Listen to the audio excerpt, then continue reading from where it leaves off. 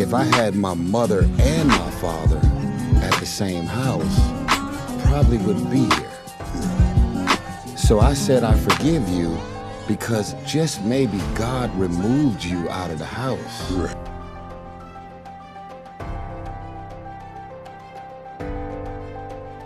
If you've never met a person with blind faith, I'm right here. All right. No point of reference. See, I'm not the son of Berry Gordy. Yeah. Anita Baker is not my mother. Right. Gladys Knight. I was not raised in a house with executives and musicians and people. I wasn't raised by Will Smith. Yeah. I wasn't raised by Sidney Poitier. Yeah. Denzel is not my father. I wish he was, right? Because you're being raised in a house Yes. where it's not just the talent, it's the dialogue, it's the business, it's the understanding. Yes. It's all of the things that you would hope to say, well, if you're gonna take this journey, you don't have to worry about being blindsided about what's around the corner before you get there, because mommy and daddy already had a conversation with you about the traps, the things to avoid. Right. You know, right. giving you the heads up, like, Right. you know. And so, blind faith, I cannot believe that's my resume. I cannot believe that I'm the first in my family to ever see or achieve or accomplish the things that God has had in mind for me. And the pressure that comes with being the only. The pressure. Is scary. The pressure is scary. The pressure is real. Let me, before I ask you, I want to follow down that trail, so hold that thought. We recently hooked up in Charleston, South Carolina, at a wedding. We've been knowing each other for years and years, and we got together at the wedding. At a pretty tough time in your life, you just lost your father, and we were able to minister to you and encourage you. And I wondered in my mind, the guy who was sitting on the back of the bus, drinking a Coke or a Pepsi or whatever it was, and got discovered and entered into a career that was absolutely amazing, never fully goes away. Money doesn't take that away. Grammys doesn't take that away. You have to live with who you were and who you are at the same time, and learn how to make a homogeneous connection between the past and the present and the future. How do you do that? I don't know.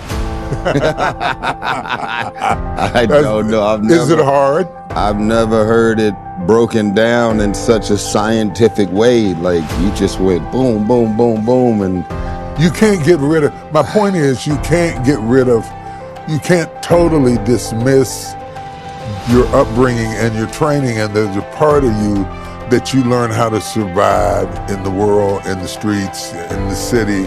And there's a part of you that had to learn how to survive in California, in Los Angeles, in the Hollywood scene.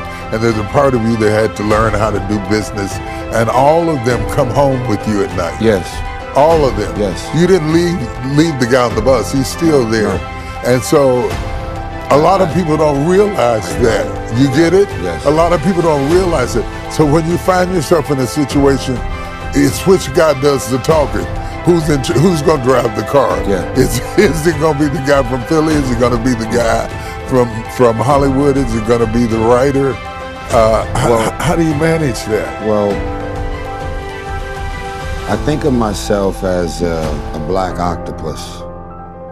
My arms is in 30 different places, and they're all working at the same time. At the same time. And so I'm the head and I'm the heart, and then my arms is just everywhere. And we're doing things and trying to achieve things that are all happening in real time. And each project and each situation is in various different levels. And you don't want to lose sight of any of them. Right.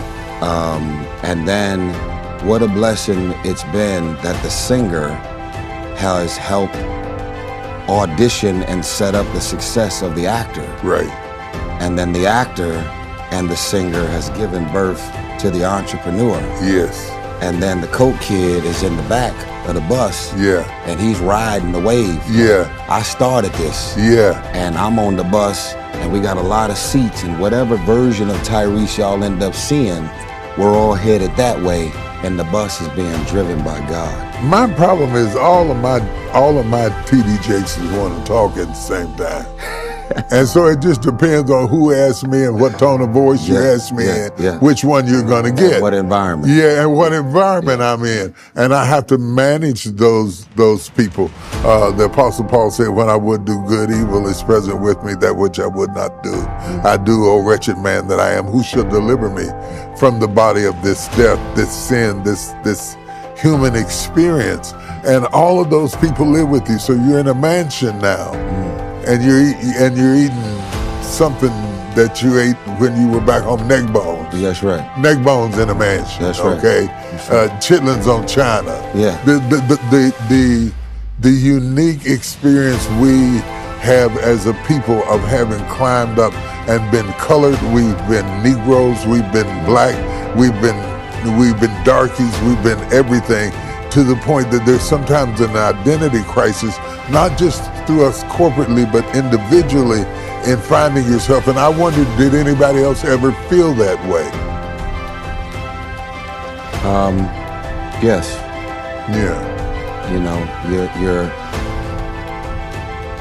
I've had so many moments in my life where I know that I had to dig deep within me, because the things that I have in mind for me, you realize that other people don't have them in mind for you. Right. And so when someone makes it clear, no, we don't have that in mind for you, and I have it in mind for myself, it won't go away because this person or this room or this situation denied you of what you feel like belongs to you. Yeah. And so the appetite, the determination, it's the self-talk. Yeah. Yes. The self-motivation.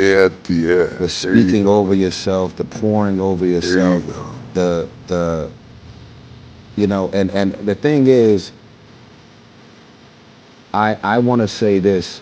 I've been really struggling with how to put words to this, because there's a chosen few that will hear a piece of this and decide it goes over their head. You know, selfish starts with the word self. Uh-huh. And they've made selfish and being selfish a negative. But most of us are giving, doing, showing up for people mentally, emotionally, physically, financially, psychologically, and we're overextending ourselves, Yes. giving of ourselves, and we're depleted, Yes. and we're tired, and we're sick, and we're wiped out, and we got nothing left for ourselves, Unappreciated. and they don't care to notice. Yeah. They don't care. I'm here to get what I'm here to get. Yeah. And even if I wipe you completely out. Yeah. And so I have allowed myself to be more selfish and focus on me and say, I'm not returning that text or that call because I don't have the time or the bandwidth to be on the receiving end of what you're about to dump on me. Yeah. So, and then, especially when you know what the phone call is going to be about. Right. So now you got to say, I'm not going to give you emotional access to me. Right. Because you're going to change the energy of my day. So I'm going to make the selfish decision to say, if I want my day to be better, it's not going to include you. Right. You will not want to miss as he shares his personal experience with grief and losing parents.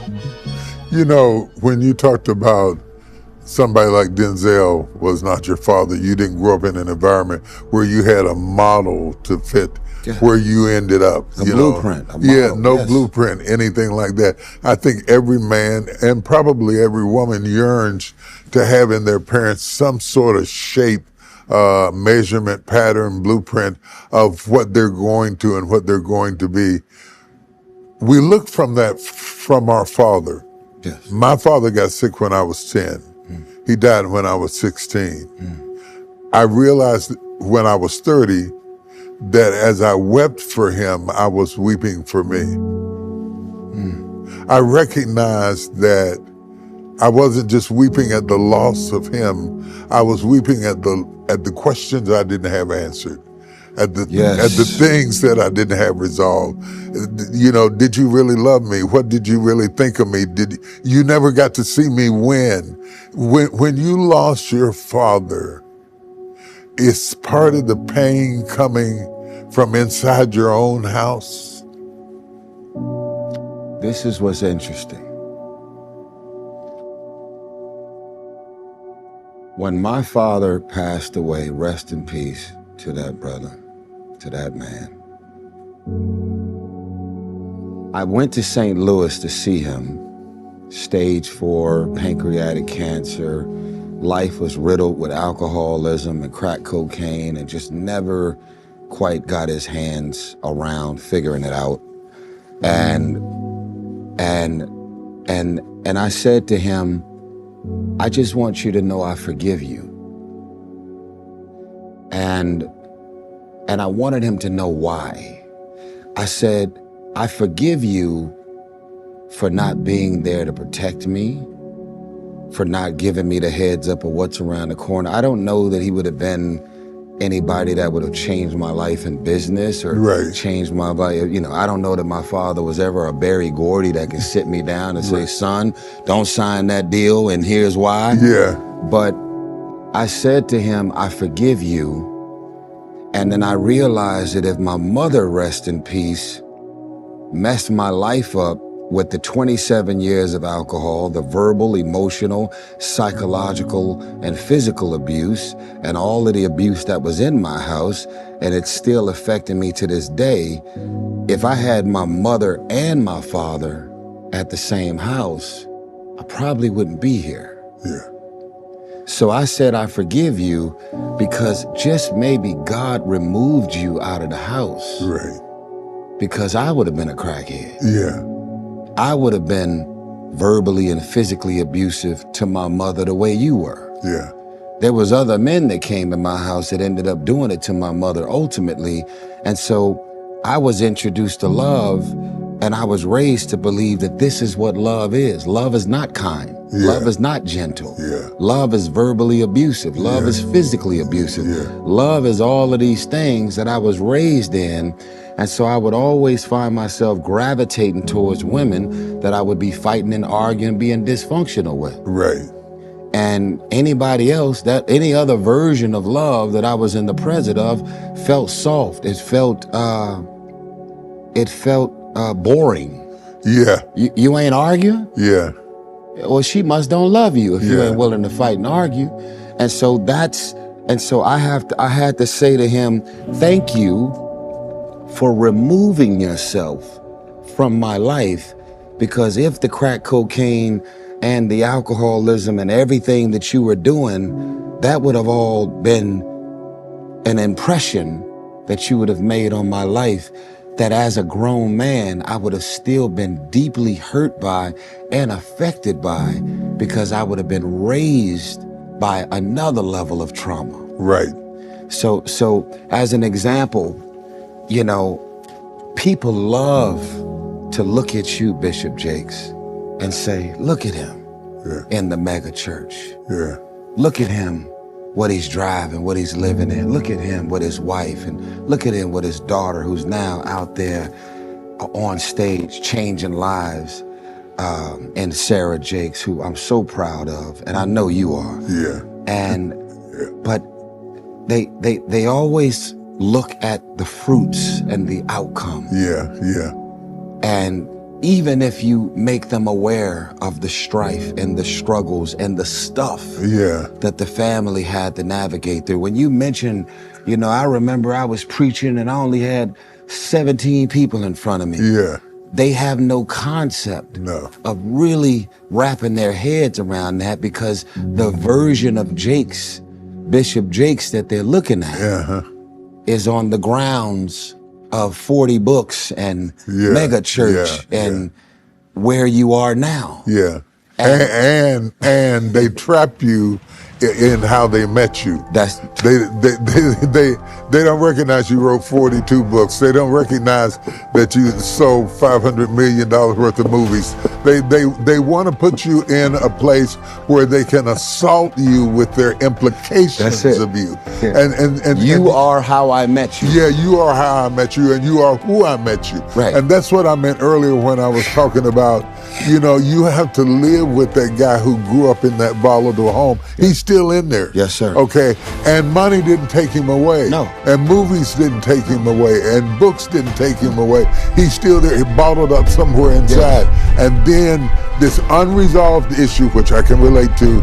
My father wasn't an alcoholic, but I can relate to an unresolved issue with your father. It's complicated. And let me ask you this. At what point, or did you have a moment that you recognized that you were an orphan? Yeah. That hit me a month ago. And how did that feel? The idea of being an orphan was something that we seen on television, documentaries, specifically throughout Africa. Right. Like, oh, there's this village of kids that are orphans because their mother and father died of HIV, AIDS, or, a bunch of bad guys came in and killed a bunch of people, and now here's these foundations raising kids as orphans. Right. And so when they delivered my father's ashes to my house, and I was able to put my father's ashes next to my mother's ashes, I said, my mother and father haven't lived under the same roof since they divorced. Wow. And now they're here. My mother and my father never even made it to my house that I've been living in Atlanta for 9 years. Wow. So this is their first time living under the same roof with their son. And then I thought, well, at least they're here. Yeah. And then I'm a bit of a junkie for the sense of humor of God. So I'm thinking to myself, my mother and father are finally under the same roof with their baby boy. Yeah. Right? And my mother died on Valentine's Day after giving birth to an R&B singer. If you're not booked to do any concerts throughout the year as a singer, you're likely going to get booked on Valentine's Day. Right. And so there's a sense of humor in that. And then I always have my mother and father's ashes. I don't always announce it to everybody, but every meeting and conversation that I have, I always have my mother and father's ashes in the room with me.